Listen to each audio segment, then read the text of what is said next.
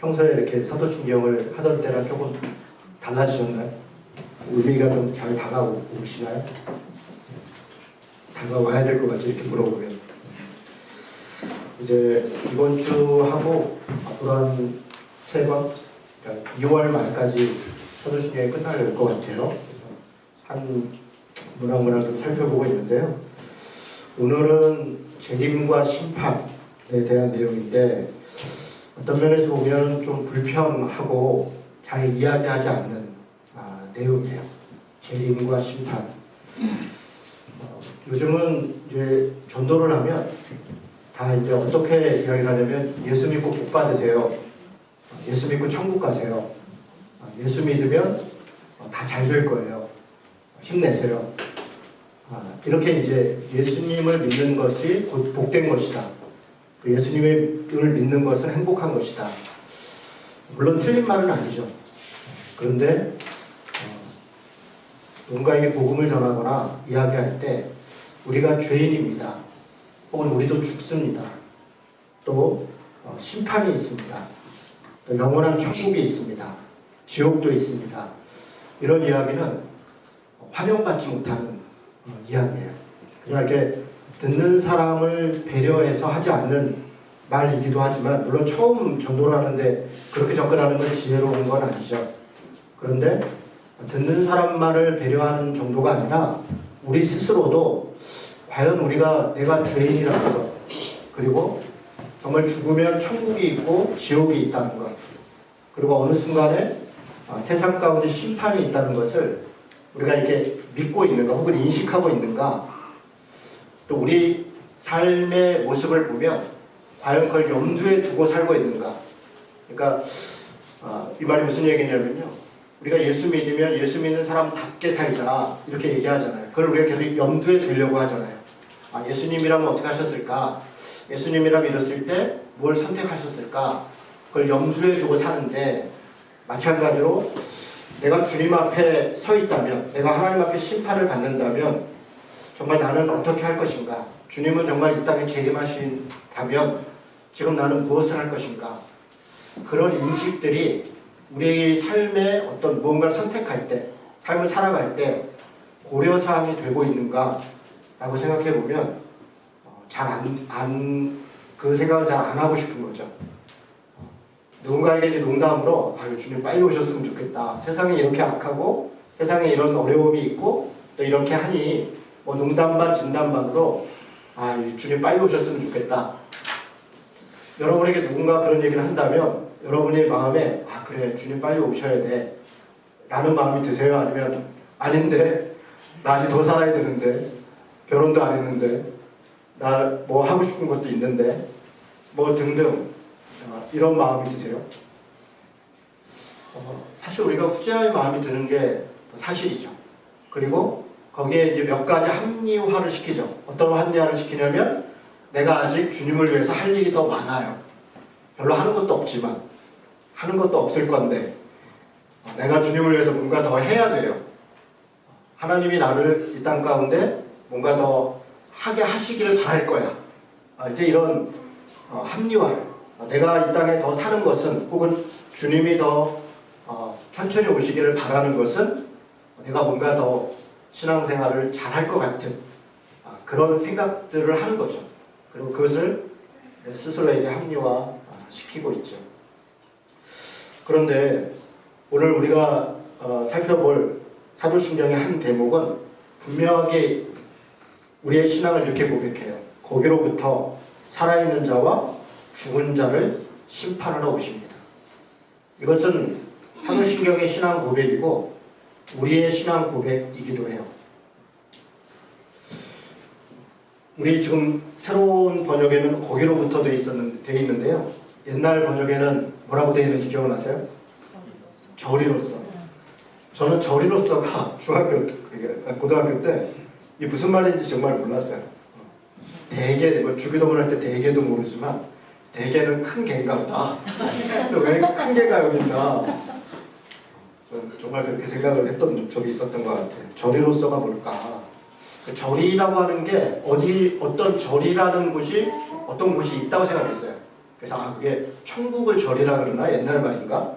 혹은 이렇게 그런 게 절인가? 이렇게 생각을 했는데 어리석죠? 저처럼 그렇게 생각하는 사람 없었나요? 혹시? 없었던 것 같네요. 근데 거기로부터라죠. 그러면 제가 물어보겠습니다. 거기가 어디입니까? 거기로부터 오신다 그랬는데 거기가 어디예요? 어디서부터 오신다는가요? 주님으로. 그렇죠. 이 문맥이 있죠. 하나님 우편에 앉아 계시다가 이게 신앙 고백이잖아요. 그리고 거기서부터 오신다는 거잖아요. 그러니까 하나님 우편에 앉아 계신다는 의미가 뭐라 그랬어요?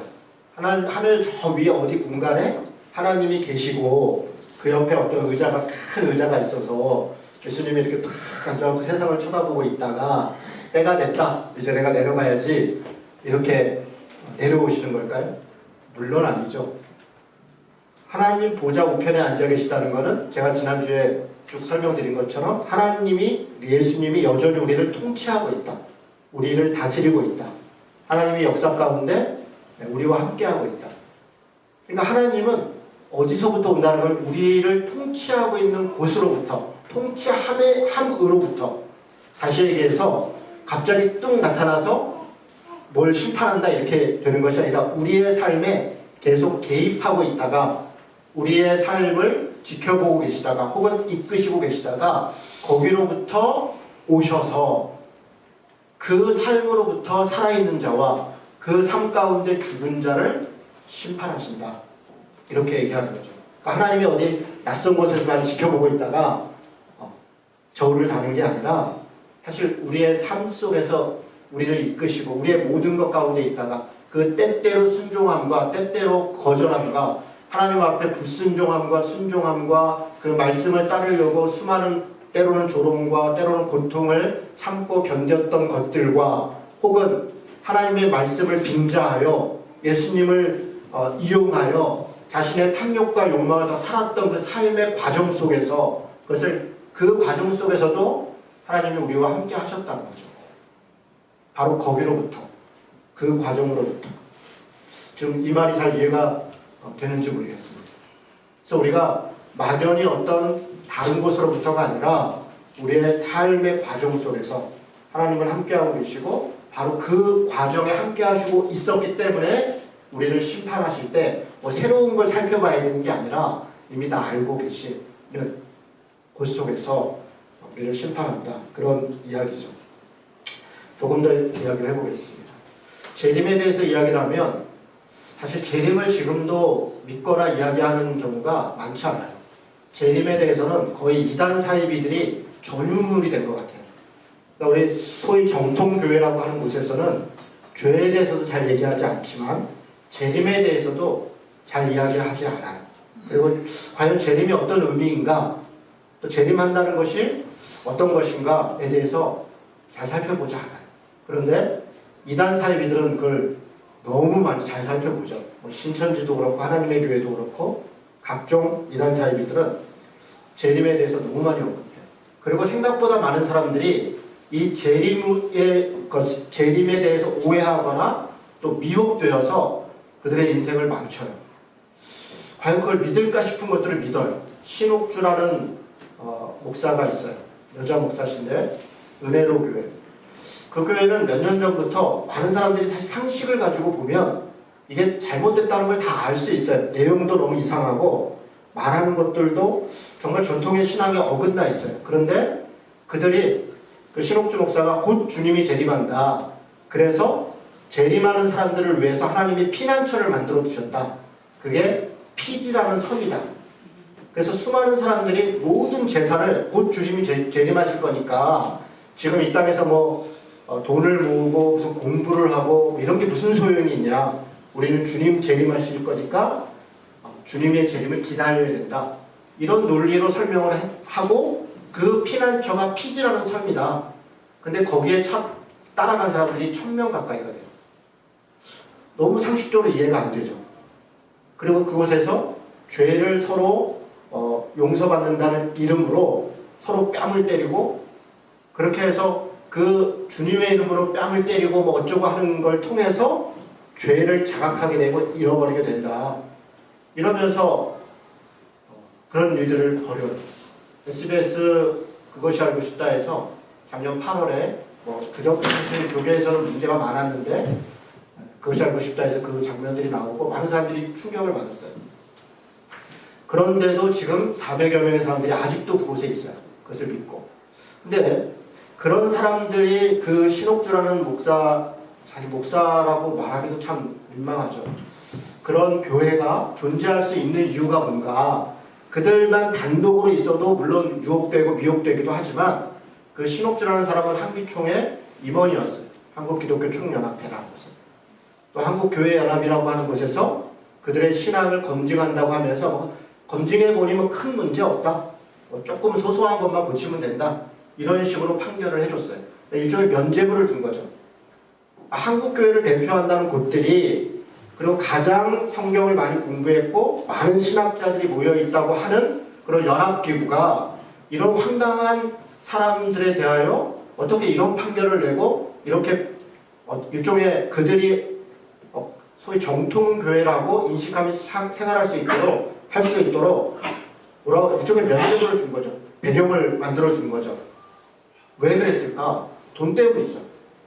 권력 때문에. 그들이 내는 회비, 그들이 내는 기여금, 이런 것에 눈이 멀어서 그들이 하나님의 말씀을 어기고 잘못된 종말에 대해서 이야기를 함에도 불구하고 그들을 모른 척한 것이죠.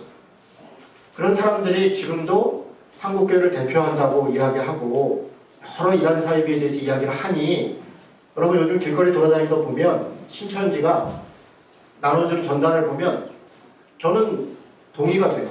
그러니까 신천지의 주장이 동의되는 게 아니라 한국기독교총연합회가 이런 죄악을 했다. 일제시대에 독재정권 때 지금도 그런 이야기를 하면서 현재 한국교회는 이렇게 부패했기 때문에 신천지라고 하는 곳이 이게 더 나은 것이다 라고 할 때 뒷말은 전혀 동의가 안 돼도 앞에 말은 저는 100% 동의해요. 한기총이나 신천지나 도찐개찐이다. 그리고 우리가 과연 정통이라고 할 때 이게 뭘 하고 있는 것인가, 잘못된 교리나 잘못된 삶이나 잘못된 신앙에 대하여 누가 왜 면죄부를 주고 있는가. 그러니까 재림에 대해서 이야기할 때 참 저 스스로가 반성이 되는 거예요. 우리 안에서의 반성과 회개가 없으면 아무리 이런 얘기를 한다고 한들 오히려 재림에 대해서 재림을 바르게 가르치거나 배우지 않고 정말 재림이 무엇이고 어떻게 주님이 오실 것인가에 대한 그런 이해나 공부가 잘 안 돼 있는 상태에서 그것을 열심히 가르치는 사람들, 성경의 이런저런 구절을 가지고 이야기할 때 많은 신자들이 넘어가는 것은 저는 어떻게 보면 당연하다. 그럴 수 있다. 그 모든 책임은 가르치는 자들의 책임이다. 여러분 신약성경에 재림에 대해서 300회 정도 언급하고 있어요. 300회. 주님이 다시 오신다 혹은 재림하신다 이런 비슷한 구절로 300회를 언급하고 있어요. 근데 이게 얼마나 많은 거냐면 세례에 대해서는 19번 언급해요. 세례가 얼마나 중요해요. 우리가 세례에 대해서 정말 많이 강조하지만 신약성경이 언급하고 있는 횟수는 19번밖에 안 돼요. 성만찬은요. 우리가 매주 이렇게 애참도 하고 성만찬도 하는데 성만찬이 너무 중요하다고 얘기를 하는데 불과 4번 정도밖에 언급하고 있잖아요. 그렇다면 재림에 대해서 주님이 다시 오신다는 것에 대해서 300번을 언급하고 있다면 주님이 다시 오신다는 게 너무나 명확한 성경의 가르침인 것이죠. 그런데 우리가 얼마나 이것을 외면하고 있는가. 여러분 우리가 다시 한번 물어볼게요. 우리가 예수님을 믿는다 라고 할 때 우리는 머릿속에 무슨 생각이 드냐면 예수를 믿는다는 것은 예수님이 초림하셔서 처음 오셔서 그가 나를 위해서 십자가에 죽으신 그 초림, 그래서 내가 그를 믿으며 구원받는다, 이것만 믿는다고 생각해요.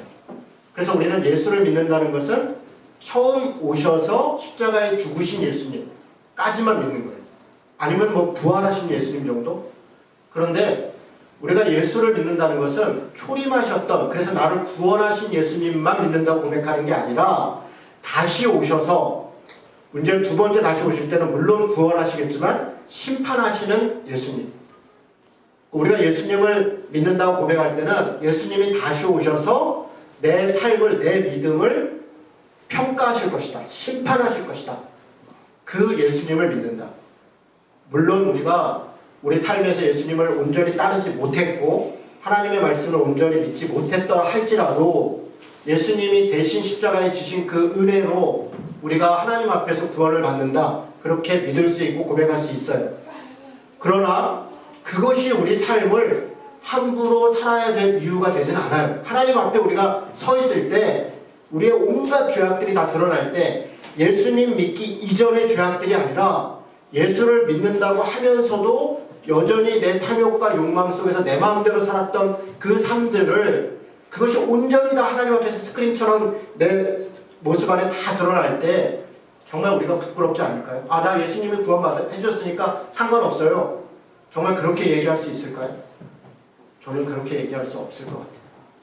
너무나 부끄럽고 죄송하고 그렇게 해서 받는다면 그렇게 구원받는 것이 물론 내 죄가 크기 때문에 더 큰 은혜라 고백할 수는 있겠으나 하나님 앞에서 우리가 얼마나 부끄럽고 민망하고 정말 그렇게 살아야 되는가, 예수 믿기 이전의 삶과 예수 믿은 이후의 삶이 정말 우리 안에 구별이 없는 것이 당연한 것인가에 대해서 우리가 심각하게 생각해 봐야 된다는 것이죠. 초대교회 사람들은 이렇게 300회 정도나 재림과 종말을 이야기했던 이유는 아주 임박한 종말론을 믿고 있었어요. 그래서 사실 신약성경만 보고 있다 보면 예를 데살로니가 전후서라든가 또 뭐 요한계시록도 물론이고 마태복음의 24장부터 우리가 살펴도 봤지만 그런 말씀들을 쭉 보다 보면 정말 예수님이 금방 오실 것 같아요. 그래서 마치 모든 걸 다 포기하고 예수님이 금방 오신다는데 우리들 중에 오늘 예수님이 재림하신다는 걸 안다면 우리가 이렇게 살 사람들이 있습니까? 내가 지금 그 에너지를 다 쏟고 있는 그 삶이 가장 중요해 라고 사는 사람들이 몇 명이나 있겠습니까? 아마 그렇지 않을 거예요. 오늘 내가 죽는다면 이라고 가정한다면 실제 우리 삶의 많은 부분이 달라지겠죠. 마찬가지로 초대교회 사람들은 예수님이 금방 오신다고 생각했어요. 그걸 임박한 종말론이라고 이야기를 해요. 바로 금방 오실 것처럼 그렇게 신앙생활했어요. 그런데 지금 우리는 알고 있죠. 예수님이 금방 안 오셨죠. 예수님이 신약성경 이후에도 무려 2000년이나 지났어도 아직도 안 오셨고 사실 여기저기 예수님이 오신다는 조짐을 이야기하고 있으나 그런 일들은 역사 속에 늘 반복됐던 일이죠. 무슨 전쟁이든 지진이든 사람들의 타락이든 온갖 부패이든 각종 모든 것들은 성경이 재림의 증거로 제시했던 수많은 것들은 사실은 우리 역사 속에서 보면 계속 반복돼 왔던 것이고 지금도 반복되고 있는 거죠. 물론 정도의 차이는 있겠으나. 그래서 많은 사람들이 지금은 예수님이 오신다고 해도 잘 믿지 않고 그래서 예수님을 오신다고 얘기할 때는 정말 수많은 협박과 공갈과 각종 것들에 대한 어떤 공포와 이런 것들을 제시하지 않는 한 사람들이 저 정도로 이렇게 설교해서는 주님이 오시겠구나 이렇게 생각하지 않아요. 정말 뭐 엄청난 이야기를 해야 되죠. 그리고 그것에 도안이므로 삶을 드리죠. 그런데 왜 초대교회 사람들은 임박한 종말론을 믿었는가? 그걸 다시 살펴보면 우리가 좀 우리 삶도 돌아볼 부분이 있어요. 초대교회 사람들을 보면. 첫 번째로는 그들의 삶이 너무 어려웠기 때문에 당시에는 예수를 믿는다는 것 자체가 핍박과 조롱과 어떤 면에서는 죽음을 각오해야 되는 일들이었어요. 실제로 그렇죠. 우리가 읽고 있었던 초대교회의 이 성경의 부분도 그렇지만 또 실제 로마의 300년 그 기독교가 공인되기 이전까지의 수많은 삶은 10번의 박해로 대변되는 수많은 박해와 핍박이 있었던 그런 시대였죠. 당장 죽음을 당하고 고문을 당하고 하는 가운데에서 그들에게 있어서 유일한 소망은 주님이 빨리 재림하시기를, 그래서 이 모든 고통으로부터 저 수많은 악으로부터 우리를 구원해 주시기를 바라는 그런 절실함들이 있었던 거죠. 단지 국가로부터, 로마라고 하는 국가로부터 혹은 유대교라고 하는 어떤 당시의 종교 권력으로부터만의 핍박은 아니었어요. 당시 예수를 믿는다는 것은 예수님이 자신들의 가족으로부터 쫓겨난 것처럼 당시의 가족들로부터 그들의 시족 사회로부터 자신의 삶의 근거로부터 쫓겨남을 당해야 되는 일들이죠. 그런 가운데에서 그들에게 있어서 유일한 희망은 주님이 빨리 오셨으면 좋겠다. 그렇다면 거꾸로 한번 생각해보세요. 우리는 왜 재림을 기다리고 있지 않은가? 우리는 왜 재림을 바라지 않는가? 왜 그러겠어요? 살만하니까. 지금 우리의 삶이 살만하니까 이 정도면 살만한데 굳이 주님이 재림하실 필요가 있겠는가? 사실 그래서 우리가 재림을 기다리고 있지 않은 거죠. 기다리고 있지 않은 정도가 아니라 기대도 하고 있지 않은 거죠. 아니 어떤 면에서는 주님 지금 재림하면 안 돼요. 그런 마음이 우리에게 있는 거죠. 초대교회 사람들이 정말 자신의 삶이 절박했고 절실했고 온갖 고난과 고통 가운데서 그래서 하나님이 구원을 정말 간절히 바래서 또 엄청난 악에 대하여 저 악이 정말 하나님 앞에 심판받기를 그래서 그냥 우리가 하는 듯이 그냥 늘 그냥 형식적으로 저를 용서해 주시고 저들도 이런 정도가 아니라 저들이 정말 지옥에 가기를 원합니다. 저렇게 해서는 안 되는데 저들이 했던 악함을 그대로 받기를 원한다. 그렇게 하나님께 절규하며 기도하고 했던 것처럼 우리는 사실 악에 대하여 저항하고 있지 않고 우리의 죄에 대한 우리의 삶에서 고통 가운데 있지 않죠. 그래서 우리는 재림을 기다리고 있지 않아요. 오히려 우리가 기다리는 것은 내가 살았던 땅이 땅값 오르는 거죠.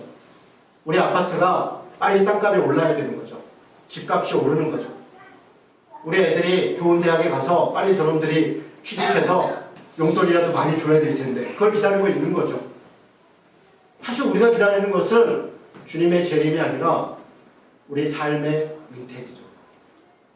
그리고 그런 것들을 기다리는 거죠. 국가에서 아파트 값이 막 오르면 사람들이 욕을 해요. 그래서 국가에서 이런저런 정책을 해서 아파트 값이 안정되고 많이 떨어지면 그러면 우리들의 반응은 어때요? 사실 우리나라에 이미 집이 있는 사람도 50 몇 프로라며요. 집이 없는 사람이 더 적다 그래요. 저는 집값 떨어지는 게 좋아요. 왜? 집이 없으니까. 근데 아마 우리 교인들 중에는 집값 떨어지는 거 싫어하는 분이 저보다 더 많을지도 모르겠어요. 집이 있으니까. 내가 집이 있는 걸 뭐라 하는 게 아니에요. 우리가 어디에 소망을 두고 살고 있는가? 내 집값 오르는 것 때문에 사실 집값이 떨어지는 것이 오름에도 불구하고 그걸 저항한다고요. 왜 국가에서 집값을 떨어뜨립니까? 왜 거래도 못하게 하고 왜 정당한 것들을 이익을 못 얻게 합니까? 이게 나랍니까? 이러고 화를 내는데 그게 화를 낼 일이냐고요. 정말 가난하고 고통 있는 사람들이 자기의 집을 가질 수 있도록 해야 되는 것이 옳은 것인데 옳은 것은 옳은 것이고 내 이익은 이익이다. 그렇게 살고 있다고요. 그래서 주님이 재림을 거절하는 것처럼 우리가 바라고 있는 것들이 변화되는 것들, 내가 손해보는 것, 그것에 우리는 저항하는 거죠. 어느새 우리도 기득권을 갖게 됐죠. 기득권을 갖게 됐어요. 우리도 이런저런 걸 가지고 있게 되었어요. 그리고 우리의 신앙도 어느 순간 뭔가 이렇게 자리가 생겼죠. 주님이 오시면 안 될 것 같은. 왜 대제사장과 바리새인과 사두개인들은 하나님이 예수 그리스도께서 오셨음에도 불구하고 그들을 저항했습니까? 자신들이 가지고 있는 걸 빼앗길까 봐 그런 것이에요. 그들이 메시아를 전했고 메시아를 가르쳤음에도 불구하고 실제로 메시아가 왔을 때는 그 메시아가 자신들이 가지고 있는 것을 보장하지 않으니까 오히려 가난한 사람들, 고통받은 사람들 그들과 함께하고 그들과 같이 먹고 그들을 해방하는 것이 내가 온 것이다라고 이야기하니까 가지고 있었던 권력이 있었던 자들은 오히려 예수님을 그가 메시아인 줄 알지만 그를 죽이죠. 그를 없애죠. 사실 우리가 재림을 기다리지 않는 마음에 저는 그와 같은 우리 욕망이 탐심이 있다고 생각합니다. 또 하나 초대교회 사람들이 임박한 종말론을 절실히 믿었던 이유 중에 하나는 성경 해석에 대한 예수님의 말씀에 대한 잘못된 이해였어요. 예수님이 부활하신 이후에 제자들을 찾아옵니다. 그리고 갈릴리에서 물고기를 잡고 있던 제자들에게 왔어요. 베드로가 예수님을 알아보고 급히 예수님에게 뛰어가기도 하고 그랬습니다. 그렇게 온 베드로에게 예수님이 물어요. 네가 날 사랑하느냐? 그랬더니 베드로가 정말 쭈뼛쭈뼛하면서 우리가 알다시피 주님이 아십니다. 이렇게 3번 이야기를 했어요. 그런 이후에 예수님이 베드로에게 내 양을 먹여라 그러면서 네가 젊을 때는 네 마음대로 다니고 네 하고 싶은 일하고 살았으나 이제는 억지로 너를 띠띠우고 너를 죽일 때 네가 그 길을 따라가야 될 것이다. 그리고 그렇게 할 것이다. 이야기합니다. 베드로는 주님의 말씀이고 자신의 죄악을 알고 있기 때문에 그것에 순종해야 된다는 것을 생각했어요. 그런데 그때 베드로에게 들어온 사람이 있어요. 그 옆에 누가 있냐면 요한이 있어요. 베드로가 이렇게 물어요. 예수님한테. 예수님, 얘는 어떻게 되는 거예요? 나는 띠띠우고 이렇게 죽는데 얘는 어떻게 돼요? 베드로가 왜 얘를 물어봅니까? 나만 죽을 수 없다는 거예요. 얘도 같이, 얘는 잘 되고 예수 믿고 잘 되는데 나만 고통받고 나만 죽고 그러면 좀 아닌 것 같아요. 이 사람 어떻게 될까요? 예수님이 여기다 이렇게 얘기해요. 내가 재림할 때까지 그가 살아있든 네가 무슨 상관이냐. 너는 날 따라라. 사실 이 대답의 핵심은 그냥 너는 날 따라와라는 거야. 너는 네 십자가를 지고 나를 따라와라. 그 삶에 관여할 게 아니다. 이야기하는 거예요. 그런데 그 이야기를 들었던 많은 제자들은 뒷얘기에 관심을 갖지 않고 주님 재림하실 때까지 요한이 살아있대. 아, 예수님 빨리 오시려나 보다. 그리고 요한이 90세, 100세까지 살아있을 때 아, 이제 죽을 때 됐으니 곧 오실 것이다. 사람이 살아야 100살이니까 그 안에는 오실 거야. 그렇게 예수님의 말씀을 자기식으로, 왜 자기식으로 해석하겠어요? 자기한테 그게 유익이 되니까. 주님이 빨리 오시는 게 이 고통도 벗어나고 뭔가 얻는 것도 있고 그래 세상도 뒤집어지고 그래야 내 자리도 생기고 그래서 믿고 싶은 대로 하나님의 말씀을 그 뜻대로 주님이 이 말씀하신 의미가 무엇인가 라고 생각하면서 읽는 것이 아니라 내가 해석하고 싶은 대로 나한테 유리한 대로 내게 유익이 되는 대로 해석하는 거죠. 그것이 잘못된 해석. 그 잘못된 해석으로 임박한 종말론을 믿고 있고 그 예수님이 이렇게 말했어. 예수님이 이렇게 말했어. 그러니 주님은 곧 오실 거야. 예수님이 그렇게 말했죠. 그러나 그런 뜻은 아니었죠. 이런 부분에 대하여 우리의 욕망이 투사되고 있다. 지금도 마찬가지죠. 지금도. 우리는 왜 지금 거꾸로 주님이 재림 아직 안 하실 거야 라고 말합니까? 그게 나한테 유리하니까. 그게 나한테 유익이 있으니까. 성경을 읽을 때마다 우리가 매일매일 하나님의 말씀을 묵상할 때 요즘 우리가 말씀을 묵상해 가지 않습니까? 그때 우리가 저는 한동안 큐티를 하지 않았어요. 왜 안 했냐면 큐티를 하다 보니까 다 나한테 유리하게만 해석하고 있는 거예요. 너무 좁게. 마치 환원주의처럼 제 설교도 그런 면이 있는 거죠. 기승전 말씀과 기도 이런 거죠. 주님의 뜻대로 이런 거죠. 늘 뻔한 거. 답은 정해져 있어. 그러니까 그냥 읽고. 하나님의 말씀을 읽으면서 내가 바뀌어야 되고 또 그것이 때로는 공적으로 적용돼야 되고 내가 손해를 감수하고 저항해야 될 것에 적용돼야 될 때도 있는데 우리는 그렇게 적용하지 않죠. 다 그래서 하나님이 나한테 위로해 주실 거야. 그래서 하나님이 나한테 복을 주실 거야. 그래서 오늘도 나를 이끌어 주실 거야. 그렇게 온통 자기 복으로 자기 은혜로 다 도돌이표로 그래서 큐티를 열심히 하고 교회를 열심히 다니는 사람 치고 저항하고 희생하고 정의를 위해 싸우고 별로 못 봤어요. 그래서 큐티가 이게 문제가 있구나. 하나님의 말씀을 뜻대로 순종하는 게 아니라 나한테 꿰맞추는구나. 그래서 하지 않았어요. 그리고 통으로 읽고 통으로 이해하고 가자 이렇게 했습니다. 요즘 다시 말씀 묵상을 하는 것은 그 단점 때문에 장점도 버려서는 안 됩니다. 그래서 말씀을 묵상 안 했더니 어떤 일이 벌어지냐. 그전에는 하나님의 말씀을 내 유익에 따라 합리화해서 내 마음대로 이렇게 해석했잖아요. 지금 아예 말씀도 안 보니까 그냥 내 생각대로 사는 거예요. 내 생각대로. 내게 있는 이념대로, 내게 들어오는 습관대로, 결국은 내 유익대로, 내 판단대로 살면서 이건 주님의 뜻이야 라고 하고 있더라고요. 제가. 그래서 이렇게 살다가는 하나님 앞에 너무 죄송하겠다. 다시 말씀 묵상하고 하나님의 말씀을 다시 매일매일 읽고 전체 속에서 하나님의 말씀이 내게 뭐라고 말씀하시는가. 그리고 오늘 내가 어떤 삶을 살아 다시 고민하게 된 것입니다. 자기가 듣고 싶은 대로, 자기가 하고 싶은 대로 그렇게 설교를 듣고 그렇게 말씀을 읽는다면 우리의 신앙이 정말 주님을 따르는 신앙일까?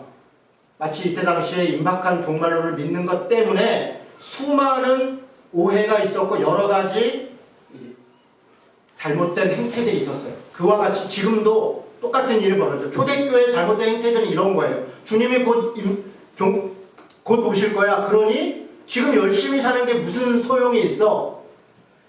자기가 예수 믿는 것 때문에 직장을 쫓겨나거나 어떤 일들이 벌어지면 이제 주님이 곧 오실 거니까, 그리고 뭔가 새로운 일을 하고 정말 일을 열심히 막노동이라도 휴지라도 줍고 뭐라도 해야 되려고 하지 않고 주님 오실 텐데 하면서 그냥 살아갑니다.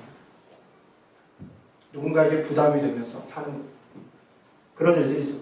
또 다른 도피처럼 쾌락주의로 가는 거죠. 어차피 주님 오시면 우리는 구원받으니까 나 하고 싶은 대로 사는 거죠. 나 가고 싶은 대로 가는 거죠. 여러분, 성경에서 그렇게 술 취하지 말라고 가르치는데도 술에 취해서 자기 정신을 온전히 놓고 그렇게 살아가는 거예요. 그러면서도 술 먹으면 구원받냐? 술 먹으면 구원 못 받냐? 저는 있다고 소리라고 생각해요. 여러분, 술 먹고 안 먹고가 구원받는 거 관계없죠. 그러나 다시 물어봅시다. 술 취하지 말라 했던 말씀에 그럼 왜 순종하지 않는 것입니까? 하지 말라는 것을 하지 않고 내 몸을 거룩하게 여기고 내 삶을 경건하게 살아야 되고 옳은 일을 하고 살아야 되는 것인데, 온갖 자기 핑계로 자기 것으로 누군가가 옆에서 협박을 하고 분위기가 하고 왕따를 당할 것 같으면 넙죽넙죽 받아먹고 있고 그러면서 정신줄을 놓고 살아가고 있는 우리의 모습을 왜 그것을 성경 말씀을 하고 핑계를 대고 있냐고요. 도둑질을 하고 거짓말을 하고 나쁜 짓을 하고 그 모든 것들을 다 성경을 가지고 빙자하여 그렇게 하고 있는 우리의 모습들이 정말로 하나님 앞에 말씀에 순종하며 살아가고 있는 삶이냐는 거예요. 쾌락주의로 빠지고 나 하고 싶은 대로 하는 것, 소확행이요? 뭐 어떤 것이요? 좋습니다. 지금 우리가 살아가는 데 있어서 나에게 행복한 거, 그래서 값진 거, 나를 보상해. 도대체 나한테 뭘 그렇게 보상해야 될 게 있습니까? 저는 이 시대가 정말 악한 시대라고 생각해요. 수많은 사람들이 고통 가운데 자기만 행복하면 된다고 해서 온갖 돈으로 그냥 여행 다니기 바쁘고 자기 뭐 맛있는 거 먹기 바쁘고 온갖 것을 다 하면서 그러면서 정말 예수를 따른다고 얘기한다면 이 세상의 쾌락을 따라가고 세상의 논리를 따라가고 세상의 온갖 행복을 따라가는 사람들과 우리가 무엇이 다르냐는 것이에요. 예수를 믿는 사람들이 주님이 재림하실 것이다. 그래서 내게 있는 것은 내 것이 아니니까 주님이 재림하실 정말 더 많은 사람들에게 선을 행하고 정의를 위하고 인권을 위하고 정말 내 삶들을 내어드려도 정말 모자라겠다. 그렇게 사는 것이 아니라 너무 자유로운 거예요. 너무 자유로운 거예요. 저는 요즘 나오고 있는 온갖 이야기들, 뭐 워라벨이니 소확행이니 이런 이야기를 들으면서 물론 우리가 고생했고 수고했고 그래서 우리 스스로도 쉬어야 되고 저는 그것을 당연히 좋은 일이라고 생각합니다. 그러나 지나쳐요. 특히 예수 믿는 사람들까지 결국은 자기 차 늘리고 자기 집 늘리고 자기 뭐 잘 먹고 그것이 온갖 삶의 목적이 되어버린 이런 삶을 당연시 여기고 세상 사람들과 조금도 구별되지 않은 삶을 살면서 그냥 부어라 마셔라 같이 어울려 살면서 그러면서 우리는 주일날 교회는 가요. 이것이 과연 우리가 재림을 기다리고 사는 사람들의 삶의 자세인가? 주님은 분명히 말씀하시는 거예요. 거기로부터 산 자와 죽은 자를 심판하러 오실 것이다. 오늘 읽었던 사도행전 24장 24절에서 26절에는 벨릭스라고 하는 당시에 예루살렘 총독이 사도 바울을 지금 신문하고 있어요. 그를 이런저런 일로 유대인들이 도발했기 때문에 사실은 뭐 죽음 앞에 있는 거예요. 이때 사도 바울은 가이사에게 청원을 하고 이제 로마로 압송됩니다. 그리고 나서 로마에 가서 죽죠.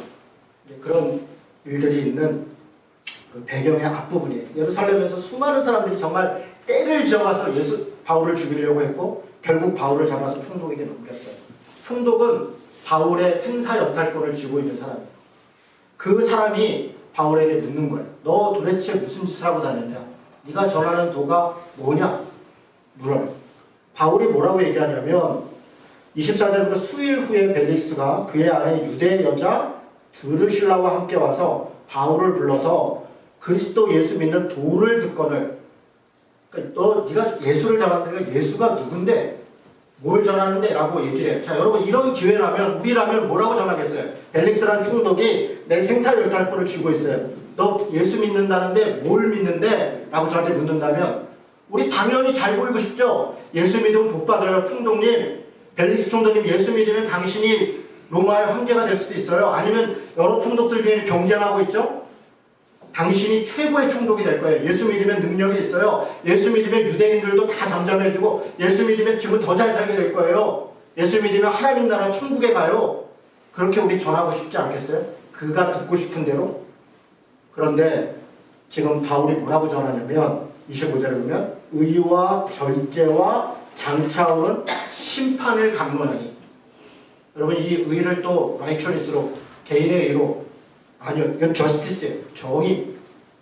지금 바울은 벨릭스에게 정의와 정의와 절제와, 여러분 이 총독이 뭘 절제할 게 있겠어요? 온갖 여자와 온갖 사회 주도와 온갖 권력과 돈을 다 누리고 있는 사람이 무슨 절제가 필요하겠어요? 그것이야말로 그가 신으로부터 부여받은 축복인데.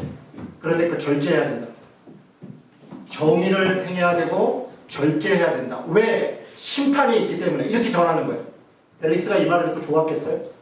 안 좋았죠. 그래서 뭐라고 뒤에 보니까 내가 널 부를게. 그러면서 회개하고 어떻게 돈이나 좀 더 받을까 해서 그렇게 하더라. 안타깝죠. 그때 그 바울의 이야기를 들었다면 이 벨릭스가 구원받지 않겠습니까? 그러나 자신이 가지고 있는 권력과 돈과 온갖 부귀영화와 이런 것들에 심취해 있는 자들, 이 말씀이 안 들리면, 정의를 얘기하면 정의가 들리지 않는 거예요. 절제를 얘기하면 절제가 들리지 않는, 지금도 나는 절제하고 사는데요. 이렇게 이야기하는 거예요. 뭘 절제하고 삽니까, 우리가? 도대체. 우리가 뭘 절제하고 삽니까? 우리가 도대체, 여러분, 우리 스스로 한번 생각해 보십시오. 우리가 정말 절제하고 삽니까? 정의를 위해 삽니까? 그리고 하나님의 심판이, 내가 정의를 행한 것, 내가 절제한 것에 대해 심판이 있다는 것을 정말 우리가 인식합니까? 우리가 재림을 이야기할 때, 심판을 얘기할 때 바로 이 얘기를 하는 거예요. 심판이 있다. 그냥 예수 믿었다 안 믿었다 그거 심판한다가 아니라 정의를 왜 살았냐, 절제하며 살았냐, 그것을 심판하겠다. 심판의 내용이 있는 거예요. 그 내용은 예수 믿었냐 안 믿었냐가 아니라 정의와 절제를 심판하겠다 얘기하는 겁니다.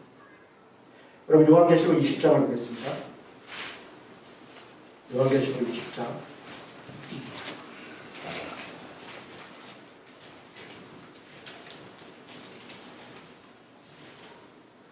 11절부터 봅니다. 요한계시록 20장 11절부터 또 내가 크고 흰 보좌와 그 위에 앉으신 이를 보니 땅과 하늘이 그 앞에서 피하여 간데 없더라. 또 내가 보니 죽은 자들이 큰 자나 작은 자나 그 보좌 앞에 섰는데, 여러분 이때 이 큰 자나 작은 자들 중에 예수 안 믿고 죽은 사람이 있는 게 아니에요. 그러니까 이들은 다 유대인들이에요. 당시 하나님을 다 믿는 사람들이에요. 그러니까 다 믿는 사람들을 대상으로 얘기를 하고 있는 거예요. 그러니까 우리가 좀 착각하는 게 요한계시록 심판 얘기하면 예수 안 믿는 사람들은 지옥 가고 예수 믿으면 천국 가고, 이 단순 논리로 인식하는 건 착각이에요. 예수를 믿는다고 하는데, 하나님을 믿는다고 하는데 실제로는 하나님을 믿은 게 아니라 자기 자신을 믿은 자들이라는 거예요. 예수를 믿는다고 하는데 실제로 예수를 따른 게 아니라 자기 욕망을 따라갔던 사람들, 이런 용법으로 이걸 읽어야 돼요. 예수 믿는 사람이냐 안 믿는 사람이냐 뭐 읽으면 안 되고. 그래서 큰 자와 작은 자나 그 보좌 앞에 섰는데 책들이 펴있고 또 다른 책에 펴졌으니 곧 생명책이라, 생명책이 펴있죠. 죽은 자들이 자기 행위를 따라 책들에 기록된 대로 심판을 받으니, 책들에 기록된 대로, 그 행위대로. 이 13절 뒤에 보면 각 사람이 자기 행위대로 심판을 받는다. 여러분 이렇게 얘기하면 행한 구원, 선 구원을 제가 강조하는 겁니까? 예, 그렇습니다. 저는 행함이, 선을 행하는 것이 구원의 척도라고 생각합니다. 예수를 믿는데도 여전히 선에 관심이 없고 예수를 믿는데도 행함에 관심이 없다면 그는 예수를 믿지 않는 것이에요. 예수를 믿는다는 것과 예수를 믿고 행한다는 것은 같은 것입니다. 그것이 어떻게 다른 것입니까? 예수를 믿는데 예수를 믿는 대로 주님을 따라 행하지 않는다면 믿지 않는 것이라고요. 그래서 믿음이 행함이고 행함이 믿음인 것이에요. 그래서 행함대로 심판한다는 것이에요. 행함대로 심판한다는 것이 곧 믿음대로 심판한다는 것이에요. 여러분 이 말씀을 정말 잘 이해해야 돼요. 잘 받아들여야 돼요. 그저 내가 예수님 믿는다고 고백하면 그러면 천국 간다 이렇게만 생각하고 내 마음대로 내 쾌락과 내 욕망과 내 행복과 이것을 따라 살려고 한다면 정말 예수 믿는 것이 아니에요. 예수 믿는 것이 반드시 심판이 있어요. 히브리서 9장 27절에 보면 한 번 죽는 것은 사람에게 정한 것이고 그 후에는 심판이 있다 이야기하고 있어요. 그렇다면 마지막으로 재림을 준비하고 심판을 바라보고 있는 삶은 어떻게 사는 것인가? 아까 제가 이런 얘기를 했어요. 신옥주라고 하는 사람이 재림이 오니까 다 버리고 오로지 주님 기다리는 것을 위해서 어딘가로 살아야 된다. 더 종교적으로 열심히 살아야 된다. 신옥주만 그러겠습니까? 지금 수많은 이단 사이비들이 있어요. 재림을 팔아서 재림을 핑계 삼아서 혹은 심판을 핑계 삼아서 자신이 심판주가 되어서 사람들을 옥죄고 오히려 억압하고 제대로 살지 못하게 하는 수많은 사람들이 있어요. 제가 마태복음 이야기할 때 말씀드렸습니다. 재림을 기다리는 삶은 어떻게 사는 삶입니까? 자신의 삶을 소중히 여기고 자기에게 주어진 삶에 최선을 다하는 삶이에요. 밭을 갈던 사람은 밭을 가는 것이고 잠자던 사람은 잠을 자던 것이고 새벽에 맷돌 갈던 사람은 맷돌 가는 것이에요. 맷돌 가는 일도 소중한 것이고 밭일하는 것도 소중한 것이고 잠자는 것도 소중한 것인 것이에요. 우리에게 주어져 있는 삶의 자리에서 우리가 그리스도인으로 어떻게 살 것인가? 그래 주님이 재림하시니까 내가 빨리 선교사가 돼야 돼. 내가 있는 곳에 더 복음을 열심히 전해야 돼. 내가 목사가 돼야 돼. 아니요. 그런 것이 아니에요. 각자 삶의 자리에서 정의를 행하고 절제를 이루면서 심판을 기다려야 된다는 거예요. 정의와 절제 이게 내 삶에 최선을 다하는 삶의 핵심인 것이에요. 정의와 절제 그것이 깨어있어라. 깨어있어라. 밤의 사람들처럼이 아니라 그래서 쾌락주의로 넘어가고 게으름과 염세주의와 패배주의에 쌓여있는 것이 아니라 낮의 사람들처럼 밝은 빛의 사람들처럼 그렇게 당당하게 내게 주어져 있는 삶을 최선을 다해서 살아가는 것 주님의 은혜를 구하면서 저는 그게 재림을 기다리는 사람의 삶의 자세라고 생각해요. 어딘가에 가서 모여서 100일 기도해야 되고 40일 금식해야 되고 내 재산을 다 바쳐서 무슨 선교센터 지어야 되고 그런 것이 아니라 내게 주어진 내 가족들 잘 건사하고 내 직장에서 내게 해야 될 일들 잘 감당하고 직장과 사회 속에서 불의한 일들에 대하여 저항할 줄 알고 내 삶의 여러 가지 과한 것들에 대하여 절제할 줄 알고 그래서 주님의 일을 하는 사람들을 지원할 줄도 알고 가난한 사람들을 구제할 줄도 알고 하나님의 복음을 전하는 사람들을 정말 품고 함께 협력할 줄도 알고 나만을 위해서 살아가는 것이 아니라 정말 하나님 나라를 바라보면서 주의 교회를 세워가면서 하나님의 사람들에게 복음을 전하면서 그렇게 살아가는 것 저는 그것이 우리가 재림을 기다리는 사람의 마땅한 삶이라고 생각합니다. 어디에서요? 자기 삶의 자리에서. 여러분 이 한 주간도 재림과 심판을 기다리며 그렇게 살아가 가십시다. 주님이 언제 재림하실지는 몰라요. 제가 뭐 내일 재림하는 것처럼 살자 이렇게 자신 있게 그렇게 말씀드릴 수는 없겠습니다. 그러나 분명한 것은 주님이 나의 삶과 함께하고 있고 반드시 심판할 날이 온다는 것입니다. 그것을 잊어서는 안 됩니다. 그래서 하루하루의 삶이 주님 앞에서 마지막 삶이다 라고 하는 마음으로 내게 주어져 있는 내 옆에 있는 사람들에게 최선을 다하고 내게 주어진 일에 최선을 다하고 그렇게 살아가는 또 한 주간 되시기를 주님의 이름으로 축원합니다.